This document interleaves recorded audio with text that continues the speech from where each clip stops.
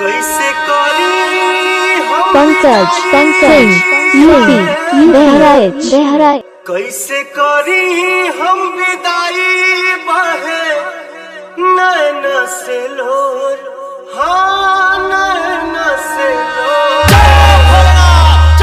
हथवा से छूटत नइखे अचारा के कोर, अचारा के कोर, अचारा के कोर। हथवा से छूटत नइखे अचारा के कोर, अचारा के कोर, अचारा के कोर।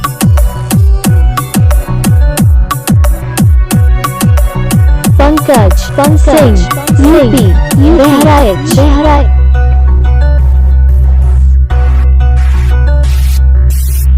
10 दिन संगे रहलुआ ठोपहरिया, दिलवा के भीतर मयरिया। नैना से दूर होते छलके नैना, देख विदाई के बेरिया। मन कहे माई माई हाय, मन कहे माई माई भाई, भक्ति में विभोर, हाँ भक्ति में विभोर। हथवा से छूटत नइखे अचारा के कोर, अचारा के कोर, अचारा के कोर। हथवा से छूटत नइखे अचारा के कोर, अचारा के कोर, अचारा के कोर।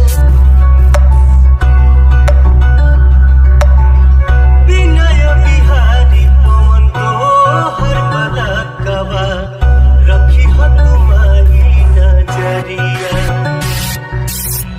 काली नयकात कौनो हमनी पे आवे, करे न सरिया चहरिया। मैया फेरू तू आ जइहा,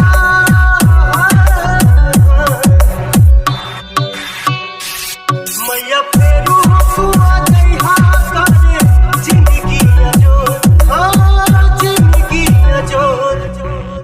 हथवा से छूटत नइखे अचारा के कोर, अचारा के कोर, अचारा के कोर, अचारा के कोर, अचारा।